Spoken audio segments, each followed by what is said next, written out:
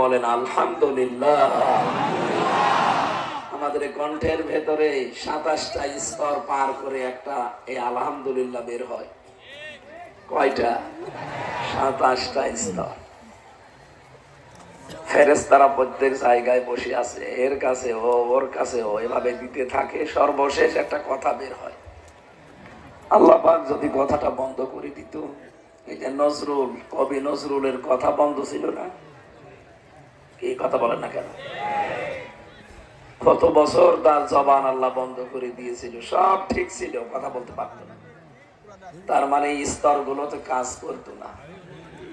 এটা যে আল্লাহ করেছিলেন উনি এখনো আছে, কিছুদিন পরে আর থাকবে না। উনি যদি আছে, ছিলে, থাকবে, সুতরাং আপনার সবারও যে কোনো সময় হঠাৎ বন্ধ করে দিতে পারে সে ক্ষমতা আল্লাহর আছে।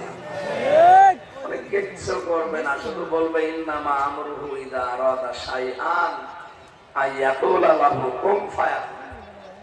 আমি যখন কোনো কিছু করার ইচ্ছা করি তখন বলি যে কুন হও ফায়াকুন, হয়ে যায়। এখন যদি বলে হামজার এই কণ্ঠ জবান বন্ধ, আর কিছু লাগবে?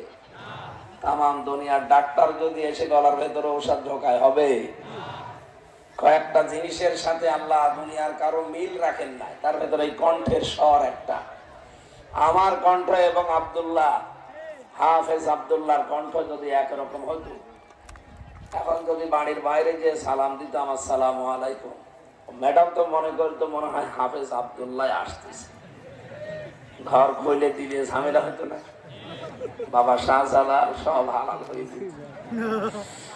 কণ্ঠের এই স্বরটা আল্লাহ পরিবর্তন করে যে কত দয়া করেছে, কথা বলেন না? 2 নম্বরে আল্লাহ পাক বলেন আমি মানুষের চামড়া, এই যে আমার শরীরের ভেতরে ৯৭৬৮ প্রকার চামড়া আছে, কিন্তু কোন চামড়ার সাথে কোন চামড়ার মিল নেই। প্রত্যেক